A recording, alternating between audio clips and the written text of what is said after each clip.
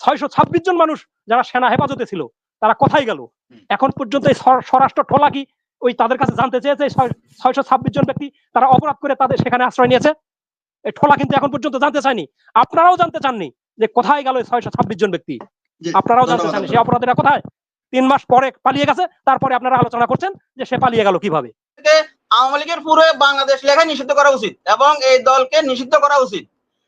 আমাদের রাজনৈতিক দলগুলো বলে জনগণের জন্য ওনারা রাজনীতি করে, যদি জনগণের জন্য রাজনীতি করে তাহলে ওনারা কেন প্রশ্ন করলো না যে 626 জন লোক যে সেনা হেফাজতে ছিল এরা কোথায় এখন?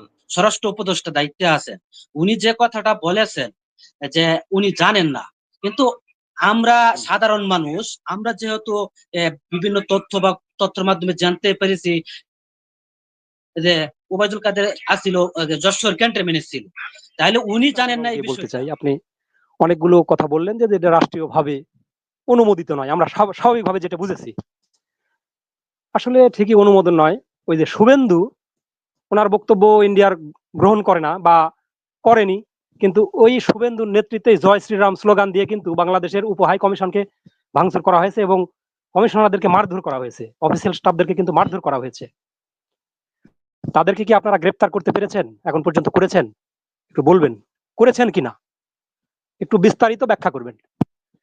আপনারা ভালো সম্পর্ক চান, কাউকে দখল করতে চান না, ওকে ফাইন, আপনাদের সঙ্গে একমত। আমরাও বরাবরই বলে আসছি সাম্যতার ভিত্তিতে আমরা বন্ধুত্ব চাই, ভালো বন্ধু হতে চাই। কিন্তু স্বাধীনতার পর থেকে আজ অবধি আপনারা কতগুলো সীমান্তে হত্যা করেছেন, আর বাংলাদেশের জওয়ানদের দ্বারা ইন্ডিয়ার কতগুলো নাগরিক হত্যা হয়েছে এটা একটু বলবেন, সংখ্যাটা বলবেন, কাইন্ডলি একটু বলবেন। যদি আপনারা বন্ধু হতেই চান তাহলে কেন এই নির্দোষ সাধারণ জনগণের উপর আপনারা গুলি চালাচ্ছেন একটু বলবেন। আবার আপনাদের সংসদে বাংলাদেশকে নিয়ে একটা সেশনই করা হয়, যেটা বাংলাদেশের একটা গণহত্যাকারিণীকে আপনারা জায়গা দিয়েছেন, সেখানে মন্ত্রীর মর্যাদা দিয়ে মন্ত্রী পাড়ায় তাকে জায়গা দিয়েছেন, অথচ পৃথিবীর কোনো দেশ তাকে জায়গা দিল না। যেমন শ্রীলঙ্কার প্রেসিডেন্ট রাজাপাকসেকে কেউ জায়গা দিল না, পুনরায় বিচারের জন্য তাকে এই শ্রীলঙ্কায় ফিরে আসলো, আপনারা তো এটা করলেন না। সে 2000 মানুষকে হত্যা করেছে, 22,000 মানুষ পঙ্গুত্ব বরণ করেছে, চিরতরে পঙ্গু হয়ে গেছে, যারা কোনো কিছু করে খেতে পারবে না। সে মানুষকে কেন আপনারা জায়গা দিলেন ভাই একটু বলবেন, কারণ তার তো বিচার হওয়া উচিত। আপনি কি মনে করেন না যে হত্যা করেছে তার বিচার হওয়া উচিত? যদি মনে করেন তাহলে বলবেন। আমি শেষ করছি মনির ভাই, একটু সময় দেবেন আমাকে। দেখেন এই মাহমুদুর রহমান সাহেব বলছিল সেই সরকারের লেসপেন্সার, এই সরকার তো জাতীয় পার্টিকে বয়কট করেছে। আপনি আপনার চ্যানেলে এই মাহমুদুর রহমানকে কেন মাঝে মধ্যে আনেন? এই মাহমুদুর রহমানকে কেন বয়কট করছেন না?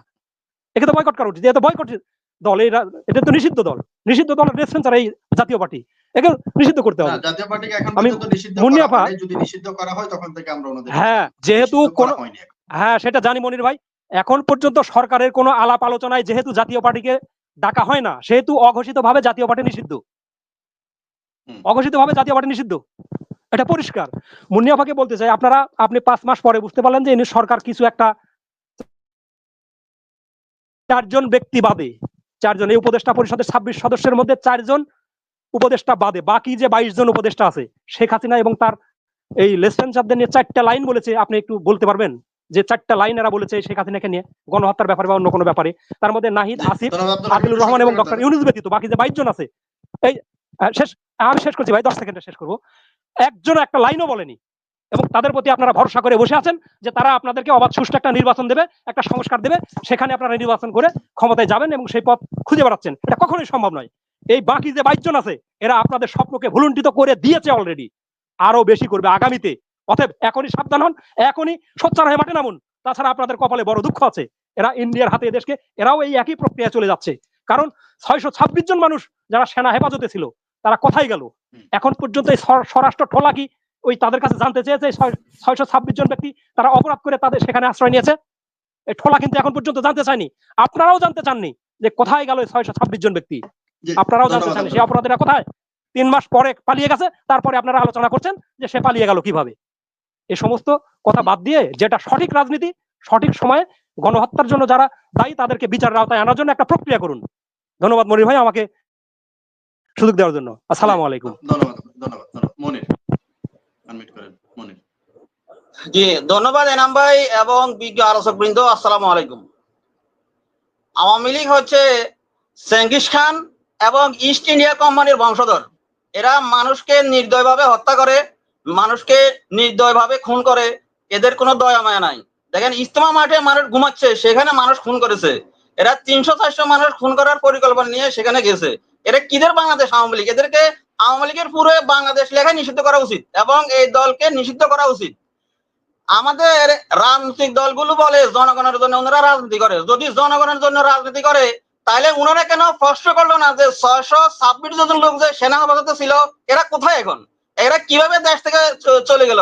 আমাদের একটা বড় বড় রাজনৈতিক দল একটা দলও কেন সেনাপ্রধানকে প্রশ্ন করে নাই? আমাদের রাজনৈতিক দলগুলো স্বরাষ্ট্রমন্ত্রীকে কেন বলে না যে সারা বাংলাদেশের আইন শৃঙ্খলা আমরা কেন নিয়ন্ত্রণ করতেছেন না? এবং স্বরাষ্ট্রমন্ত্রী যেভাবে কথা বলে এইভাবে তো একদম সাধারণ মানুষদের চেয়ে ভালো কথা বলে, বারো জ্ঞান রাখে। উনি কি ধরনের এগুলা কথা বলে? উনাকে পদত্যাগ করার জন্য সকল রাজনৈতিক দল কেন চাপ দিচ্ছেন না?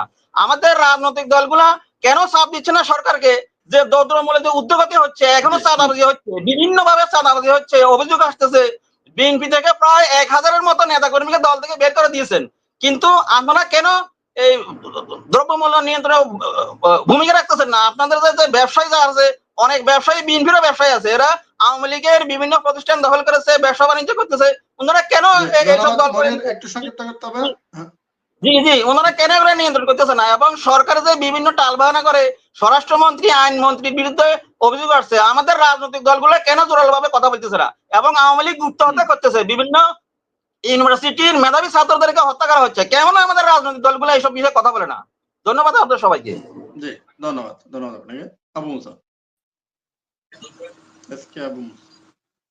ধন্যবাদ প্রিয় সঞ্চালক এনামূলক মনির ভাই সহ আপনার প্যানেলের সম্মানিত আলোচকবৃন্দ এবং আমাদের পশ্চিমবঙ্গের ওপার বাংলা থেকে সুকান্ত ঘোষ দাদা উপস্থিত হয়েছেন। সবাইকে আমার পক্ষ থেকে আসসালামু আলাইকুম ওয়া রাহমাতুল্লাহি ওয়া বারাকাতুহু।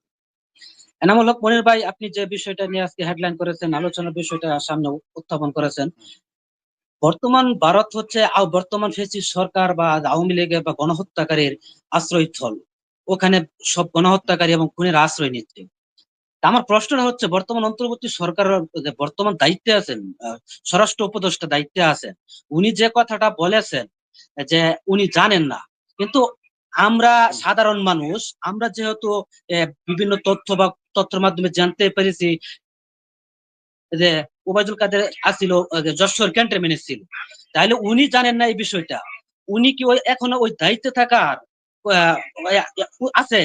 আমি তো মনে করি না উনি এখন ওই দায়িত্ব থাকার কোনো গ্রহণযোগ্যতা আছে। উনি জানেন এই কথা বলে উনি যে দায়িত্ব ছেড়েছেন, উনি তো ওই কথা বলার সাথে সাথে ওনার পদত্যাগ করা উচিত ছিল, আমি এটা মনে করি। বর্তমান যে সরকারের যে সবগুলো ট্রাম্প কার্ড ইউজ করে এখন নিয়ে আসা হচ্ছে যে তাবলিগ লীগ একটা ট্রাম্প কার্ড। এখানে আপনি দেখতে পারবেন মনির ভাই সহ বিজ্ঞ আলোচক আছে, তারা বিশ্লেষণ করবেন যে আওয়ামী লীগের যে পেজ গুলো আছে, বিভিন্ন পোস্ট আছে বা তাদের অনলাইন আছে, তারা সরাসরি ভাবে বলতেছে, আওয়ামী লীগ সরাসরি ভাবে বলতেছে যে এখানে সাতপন্থীদের উপর জুবাইরপন্থীরা হামলা করেছে। তার মিনিংসটা হচ্ছে মানে আওয়ামী লীগ এখানে সংশ্লিষ্ট আছে, জড়িত আছে। ঠিক আছে, এখানে সম্পূর্ণ একটা বিশাল একটা সমস্যা আমরা দেখতে পাচ্ছি হবে যে ট্রাম্প কার্ডটা তারা ইউজ করতেছে। ঠিক আছে, এখানে বিশাল একটা পরিকল্পনা, আন্তর্জাতিক পরিকল্পনা আছে, দেশীয় পরিকল্পনা আছে, ইন্ডিয়ার র এখানে কাজ করতেছে তাবলিগের বিষয়টা নিয়ে। এটা আমি মনে করতেছি, আপনারা এটা মনে করেন? একটা বিষয় হচ্ছে আওয়ামী লীগের র না ইন্ডিয়ার র কাজ করতেছে, না ইন্ডিয়ার র কাজ করতেছে, এখানে ইন্ডিয়ার র কাজ করতেছে, আওয়ামী লীগের রনা ভারতের। জি, ইন্ডিয়ার র ভারতের র কাজ করতেছে, সরাসরি কাজ করতেছে। ঠিক আছে, আরেকটা বিষয় হচ্ছে মুন্নিয়াপা, মুন্নির কাছে জানতে চাই সরাসরি আপনি বলবেন, বিএনপির চেয়ারম্যান জনাব, বিএনপির ভারপ্রাপ্ত চেয়ারম্যান জনাব তারেক রহমান, উনি একটা কথা বলেছেন একটা অনুষ্ঠানে যে বিএনপি দলের ভিতরে এজেন্ডা ঢুকে গেছে। আমার প্রশ্ন হচ্ছে, বিএনপি দলের ভিতরে যে এজেন্ডা ঢুকে থাকে, এই এজেন্ডা কারা? সাহেবের কাছে বলতে চাচ্ছি যে 1971 সালের 25শে মার্চ শেখ মুজিবুর রহমানকে গ্রেপ্তারের মধ্য দিয়ে আমাদের দেশের স্বাধীনতা যুদ্ধ শুরু হয়। এরপরে বহুত শরণার্থী ইন্ডিয়াতে আশ্রয় নেয়, বাংলাদেশের অনেক শরণার্থী আশ্রয় নেয়। 21 নভেম্বর ইন্ডিয়া মিত্র শক্তি হিসেবে বাংলাদেশের সাথে একাত্মতা ঘোষণা করে।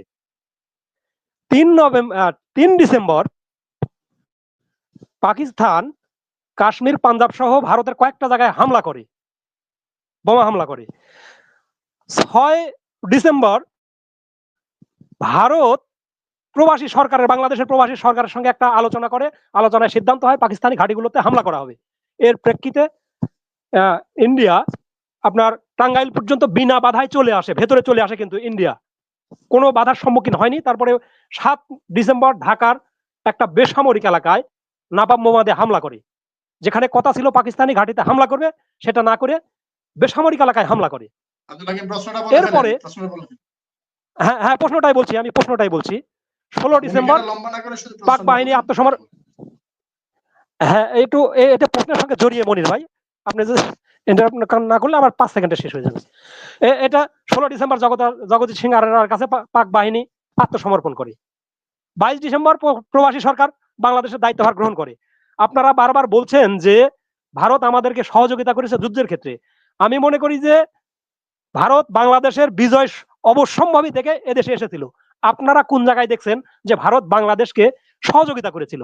আর আমি সুকান্ত বাবুকে একটু বলতে চাচ্ছি, সম্ভবত ওনার স্ক্রিনে একটা বোতল দেখা যাচ্ছে, আমি ধারণা করছি ওটা লিকুইড হবে, অ্যালকোহল হবে। যদি কাইন্ডলি ওটা একটু সরিয়ে রাখতেন। ধন্যবাদ মনি ভাই, সালাম আলাইকুম।